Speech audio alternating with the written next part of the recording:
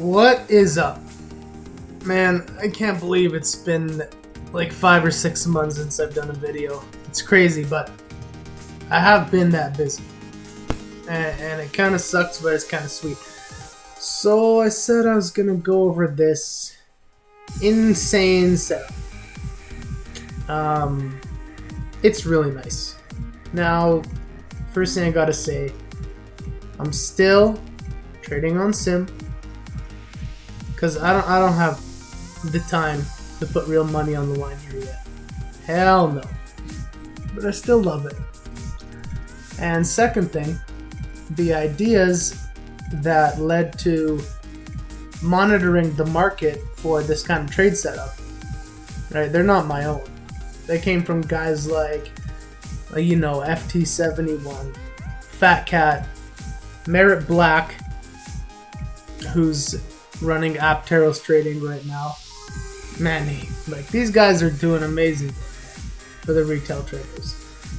Amazing. So let me get into this, because this is nice. And I think this offered like an 80-1 risk reward if you nailed it right. Which this setup gave you the ability to nail it to the tick. Obviously that doesn't always happen, but so check this out. The gist of the setup is we have this multi-day balance profile that was built. Started on, you can see the date there, Friday, June 2nd. And it went to, I guess the 7th. So let's see.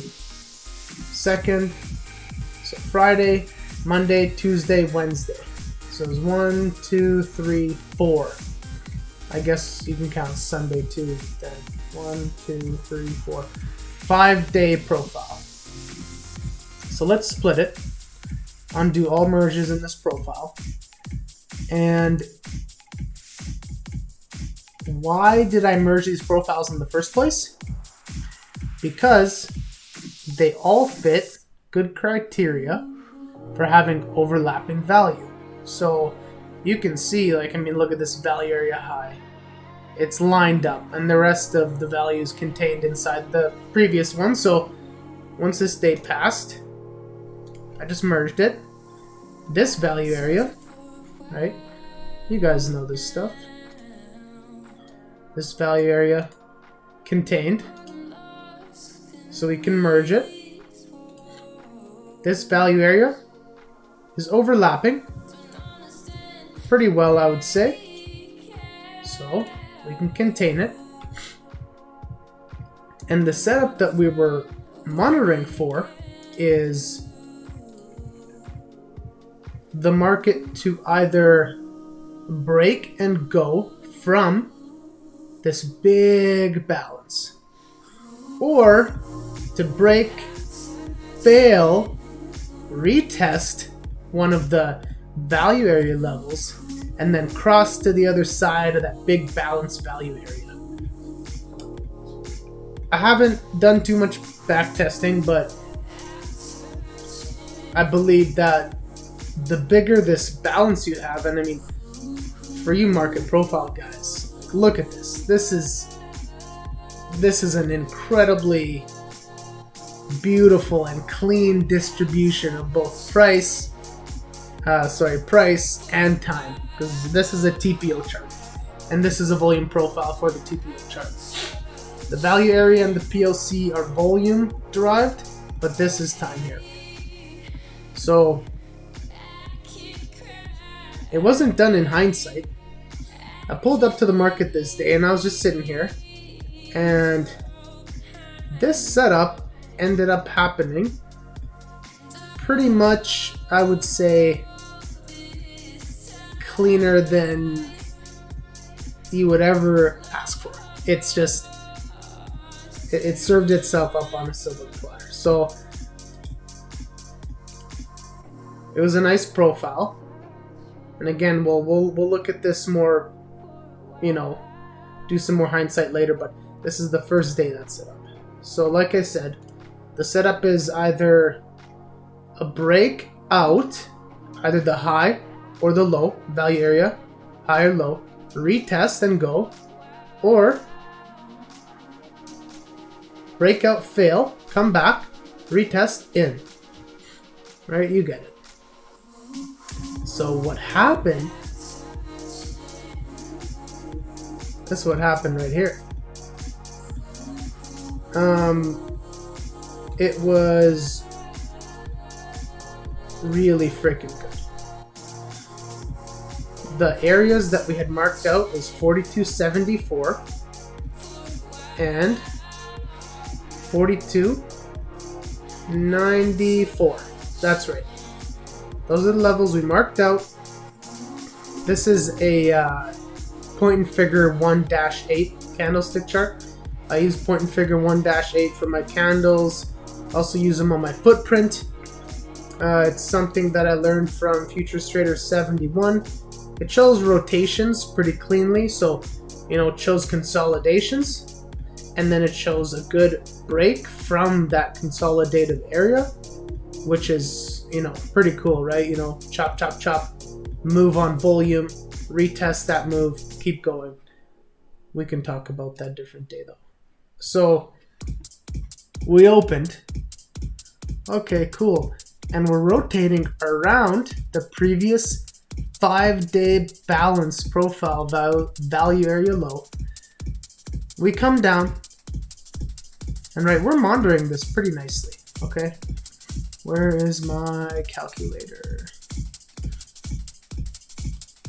Come down, 46 ticks. I gotta get that. I gotta put that in points. You don't want to be doing this complex mental math. Sorry guys, this will just take 1 second. Oh my god, where is it?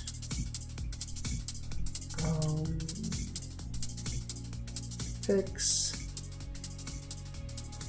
Oh god.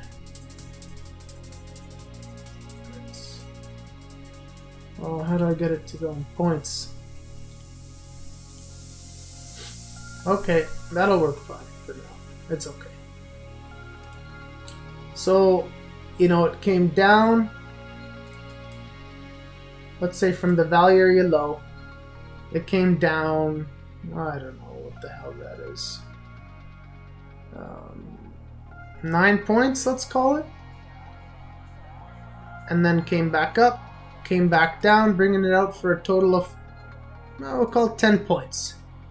So that's not too far to go outwards before it started coming back.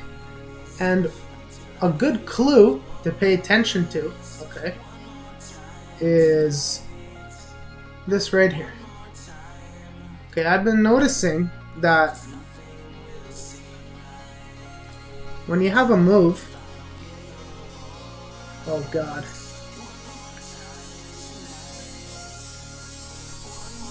Sorry about the technical difficulties, guys. Okay, there we go. So when you have a move like this guy right here, when you have a big move down, I mean obviously it's a big move on a micro scale, but just go with me. When you have a big move down and you have this reaction to that impulse move down, it gives you a clue that the move is probable to not continue. That's just something I've picked up on looking at a billion gazillion freaking footprint rotations. If you just look at these for a zillion hours and you monitor reactions to pushes on volume, you'll see that when sometimes, not all the time, sometimes when big pushes in one direction are met with similar pushes in the opposite direction on similar or even larger volume than the initial push, that might mean that the move is going to slow down or reverse even. So there's a first clue. Okay, let's monitor this. Chop, chop, chop, chop, little bit, couple minutes. Boom. Big move up, back into where? our previous value area low of our 5-day profile. Oh my god. Now we're cooking. Holy shit, man. And then look at these bars here. Just retesting this level. In here, let's see, 706 to 710. You had 4 minutes there, and that's quite a bit of time. If you're stalking a trade and you're getting ready to go in on these micro scales, you had 4 minutes to build a position. And one of the reasons I said this trade served itself up on a silver platter is because one of those scenarios was break, fail, retest 4274, and 1, 2. It only violated by 2 ticks. And this mother trucker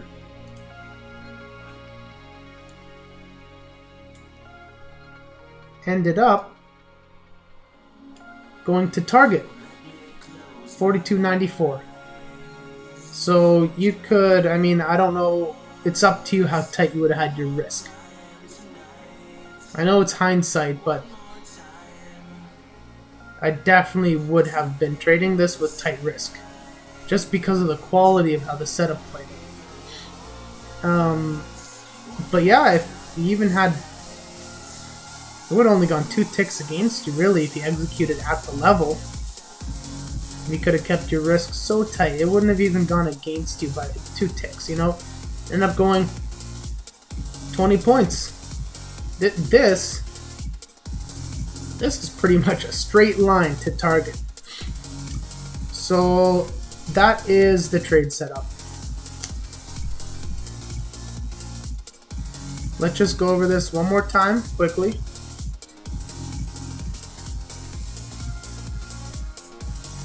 Why do we pick this profile to start merging profiles? Well, because look over here, okay? We gapped away from this guy, which means that there's been a condition change in the market. Maybe.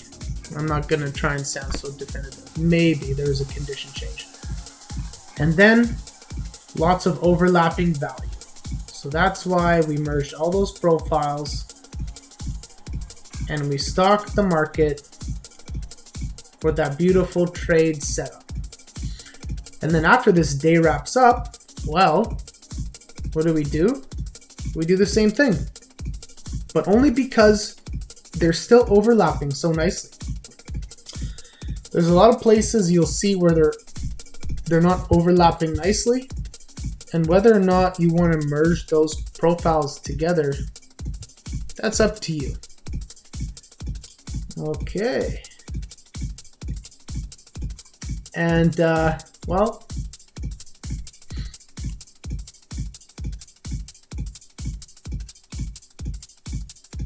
look at that. Wow. Isn't that interesting? You could have taken along the next day at the value area high of that now 6-day combined profile. So, yeah. Pretty powerful stuff, guys. Anyways, that's it for now. Happy I got to make a video because it's been a while. I hope you guys enjoyed it. See you next time.